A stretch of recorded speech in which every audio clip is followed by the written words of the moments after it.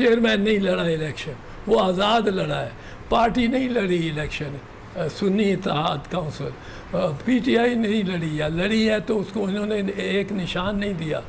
अब हम कहते हैं हम सोशलिस्ट पार्टी ऑफ पाकिस्तान में शामिल हो गए और ये हमारे नंबर हैं 40, हमें उतनी सीटें दे दें, ख़वातीन की काउंट करें, क्योंकि वो तीसरा दिन क्रिटिकल पॉइंट है। इसमें कोई दुश्वारी नहीं है, इसमें कोई मसला नहीं आइन का, ये बुनियाद ही गलत रखी गई है। चीफ़ जस्टिस का जो 3 मेंबर का बेंच है, वो चीफ़ जस्टिस साहब घबराते हैं कि ये जो इस वक्त फुल कोर्ट बेंच है ये उसको सेट असाइड नहीं कर सकता टेक्निकली, क्योंकि वो इनके सामने नहीं है, उससे अपील नहीं है। लेकिन जजेस can disagree with that judgment, so वो अपने वाक़यात के हद तक वो रहेगी, वो नज़ीर नहीं बनेगी, प्रेसिडेंट। बहुत अहम केस, तारीखी केस, इस मौजू पे बात करते हैं और इसके लिए हमें ज्वाइन कर रहे हैं पाकिस्तान के सीनियर तरीन कानूनदानों में से एक, साबिक वज़ीर कानून और मुमताज़ सीनियर सियासतदान मोहतरम बैरिस्टर एतजाज़ अहसन। बहुत बहुत शुक्रिया बैरिस्टर एतजाज़ अहसन साहब, आपने हमें ज्वाइन किया है। बहुत ही नाजुक केस है, इसके बहुत ही सीरियस जो भी इसका फ़ैसला आएगा उसके कॉन्सिक्वेंसेस होंगे पाकिस्तान के सियासी इस वक्त के मंजरनामे पे और ज़ाहिर है कि मुस्तक़बिल पर। और ये भी इस हवाले से भी अहम बात है कि फुल कोर्ट है और वो भी आपस में इस मामले में बहुत ही सीरियस मुकालमा भी हो रहा है इस बेंच के मेंबरान के दरमियान, चीफ जस्टिस साहब के दरमियान, और तमाम ये जो है वो कौम बराह रास्त देख रही है। हर लिहाज से बहुत ही गैर मामूली सूरत हाल है। किस तरफ का ये सफ़र आपको नज़र आ रहा है, क्या होने जा रहा है इस केस के आखिर में? मैं इस पर अर्ज़ करता हूँ आपको, ये बड़ा सिंपल मैटर है, पता नहीं इसको क्यों कॉम्प्लिकेट किया जा रहा है। आप मेरे साथ 1 2 3 करके साथ चले। नंबर 1, आर्टिकल 17 जो है कॉन्स्टिट्यूशन का 17, वो एक बुनियादी हक है जो कहता है कि हर शहरी जो सरकारी मुलाजिम ना हो वो जिस पार्टी में सियासी जमात में चाहे वो शामिल हो सकता है, जिस भी सियासी जमात।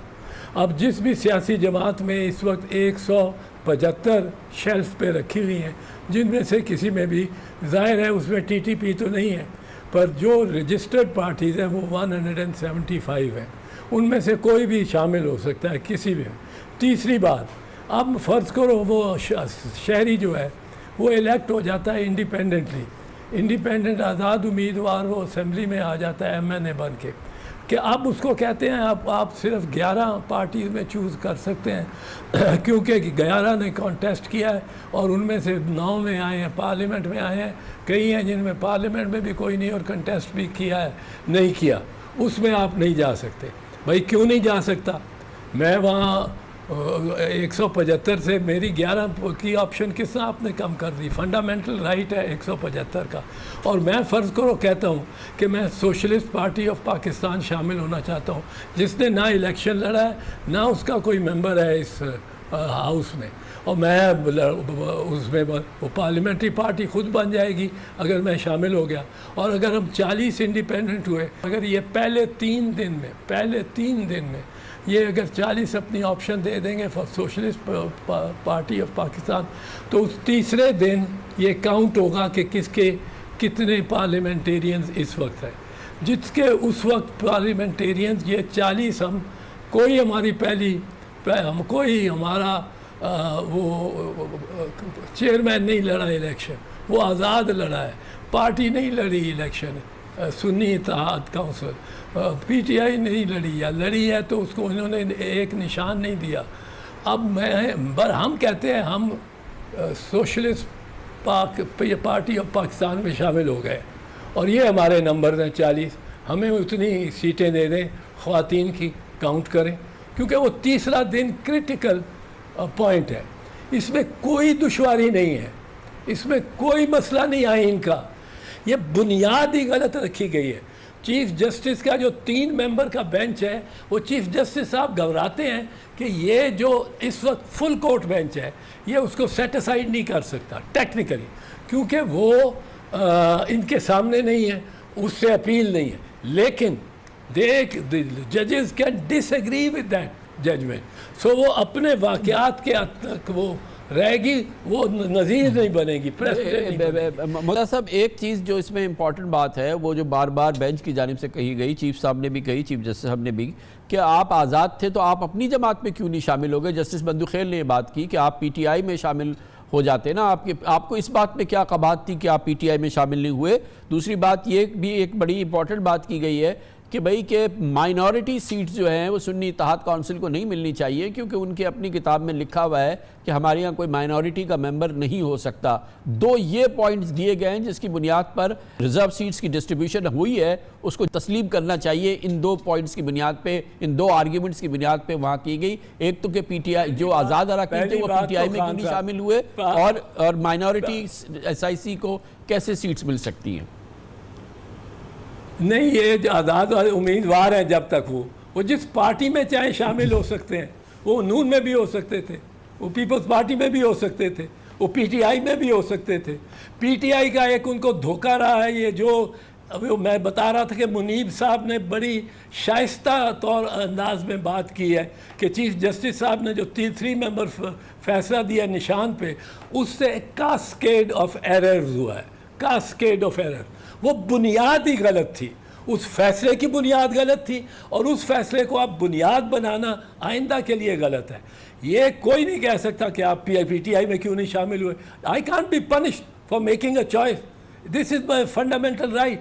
और दूसरी बात जो सुन्नी इत्तेहाद काउंसिल की है कि उसमें कोई वो नहीं जा सकता माइनॉरिटी, जो अकलियत, मैं उसको बेटर पाकिस्तानी कहता हूँ, किसी और वक्त समझाऊंगा क्यों कहता हूँ मैं बेहतर पाकिस्तानी। ये कॉर्नेलियस वाली औलाद सेसिल बी चौधरी की औलाद है, और ये हमारे मोहतरम है, ज़्यादा बेनिफैक्टर्स ऑफ अकलियतें जो हैं।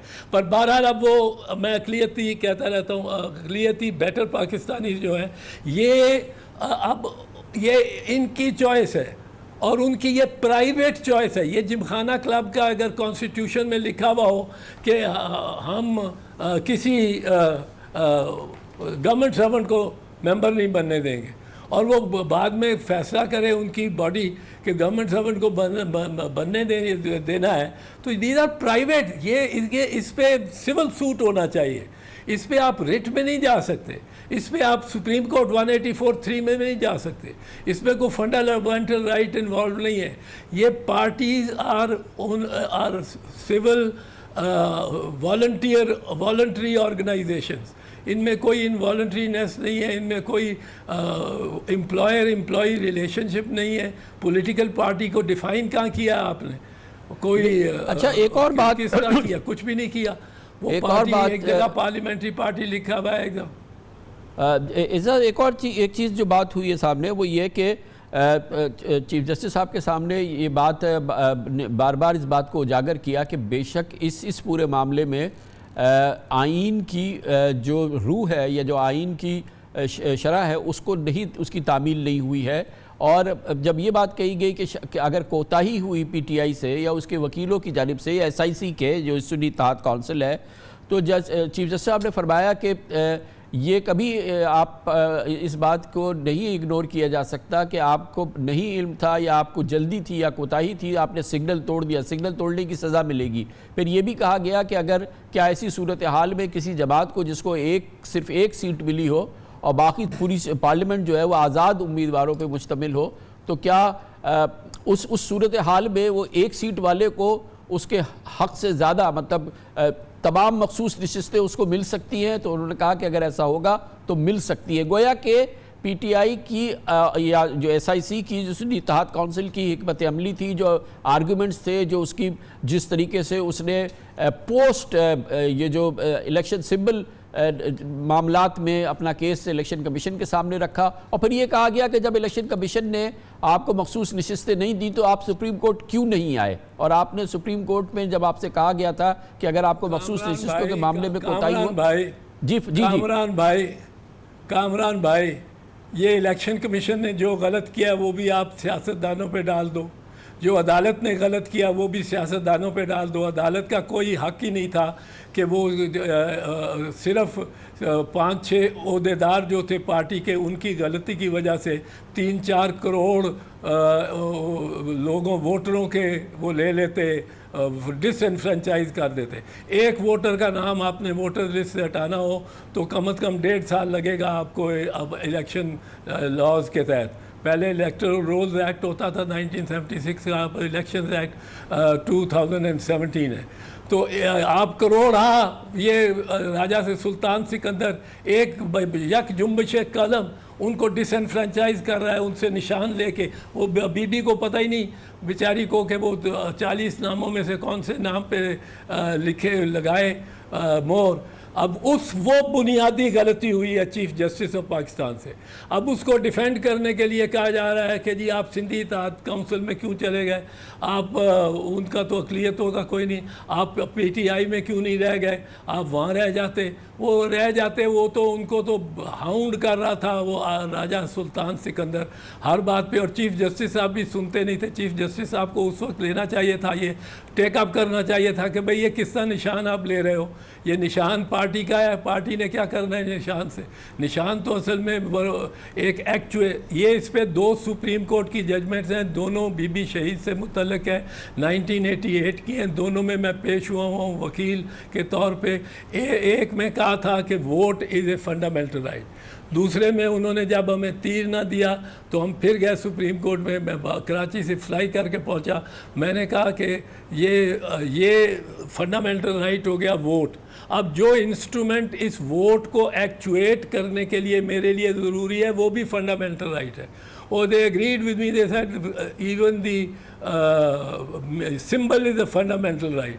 तो ये तो चीफ जस्टिस साहब देखते नहीं कि खुद उन्होंने एक्चुअली वो जो कहा है ना मुनीब साहब ने कि चीफ साहब की जजमेंट को अब वो क्रिटिसाइज़ नहीं करना चाहते, शाइस्ता ज़बान इस्तेमाल करना चाहते हैं, और वो कहते ये कह यही रहे हैं कि चीफ साहब की वो जजमेंट जो सिंबल वाली है वो एक ऐसी गलती हुई है कि उसके बाद कैस्केड ऑफ एरर हुआ है। उनके अल्फाज से कैस्केड ऑफ एरर। अब ये कैस्केड ऑफ एरर चलता जा रहा है, सारी मुल्क के आईन और कानून को आप तबाह करते जा रहे हैं। तबाह किस तरह करते जा रहे हैं कि आप हर प्रेमिस गलत प्रेमिस पे इस्तेमाल कर रहे हैं। आप शुरू होते हैं, प्रेमिस आपका ये होना चाहिए साइफ़र केस में कि साइफ़र में मंदरजात क्या है और क्या वो प्राइम मिनिस्टर को भेजा गया, और क्या प्राइम मिनिस्टर ने अपने हलफ में ये हलफ लिया हुआ है कि वो अगर उसको किसी साजिश या इस किस्म की बात का पता लगे तो वो लोगों तक लेके जाने का हकदार होगा। ओथ पढ़ते नहीं, आइन पढ़ते नहीं, हर चीज़ में आप एक लगाते हैं कि जी वैकेंसीज रह जाएंगी, बहुत वैकेंसीज हो जाएंगी तो हाउस कंप्लीट नहीं होंगे।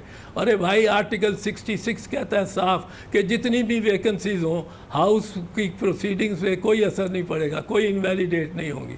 आप आइन तो पढ़ें। तो इसमें एक बिल्कुल ये गलत तरफ जा रहा है और ये बहुत बहुत नुकसान पहुंचाएगा आइंदा। गोया आपके सर पे बैठी होगी।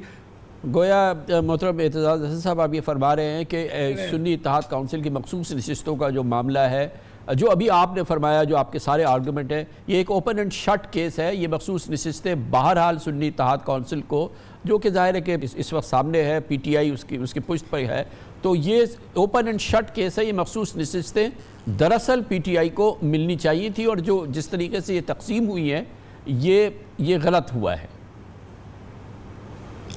ये वो जो पहले हुआ, मैं बड़ा सीधी सी बात कर रहा हूँ। आर्टिकल 70 से give me the option of 175 party. जो लॉ ये अप्लाई कर रहे हैं, ये लॉ है, नॉट द कॉन्स्टिट्यूशन। ये it has to comply with the constitution. ये मुझे ऑप्शन दे रहा है 11 या 15 या 20 जितनी पार्टियों ने कंटेस्ट किया उनमें से कोई चुनो। मैं क्यों चुनूँ उनमें से? मैं चुनूँगा जो बाहर बैठी हुई पार्टी है जिसने हिस्सा नहीं लिया। वो जब हम 30-40 मेंबर उसके मेंबर हो जाएंगे तो वो पार्लियामेंट्री पार्टी भी बन जाएगी। औरतें इस तरह आ रही हैं तो ये इंडिपेंडेंट्स क्यों नहीं चूज़ कर सकते एक ऐसी पार्टी को? They have a right. Just because I have been elected as an independent you are taking away my fundamental right to choose any of the 175 party. ये आपका राजा सुल्तान सिकंदर कर रहा है, और कर रहा है इसलिए कि यही बात चीफ जस्टिस साहब ने अपने फैसले में लिख दी है। अब ये बात तो गलत है ना कि आप और सिंधी इत्तेहाद काउंसिल को इसलिए आप नहीं चूज़ कर सकते कि उन्हें इलेक्शन नहीं लड़ा, उसने उसका मेंबर कोई नहीं। Socialist Pakistan party of Pakistan का भी कोई मेंबर नहीं है, कोई उसने इलेक्शन नहीं लड़ा, लेकिन उसको अगर 40 जाके मेंबर इंडिपेंडेंट मेंबर वो जाके कहते हैं कि हम सोशलिस्ट पार्टी के मेंबर हैं और 3 दिन के अंदर बन गए हैं और हमारी ये स्ट्रेंथ है और 2 औरतों की सीटें इस स्ट्रेंथ पे हमें मिलनी चाहिए, तो 2 औरतों की सीटें उनको मिलनी चाहिए। यही सुन्नी इत्तेहाद काउंसिल का मामला है या किसी और जमात का मामला है, इसमें कौन सी दुश्वारी है? बड़ी नवाजिश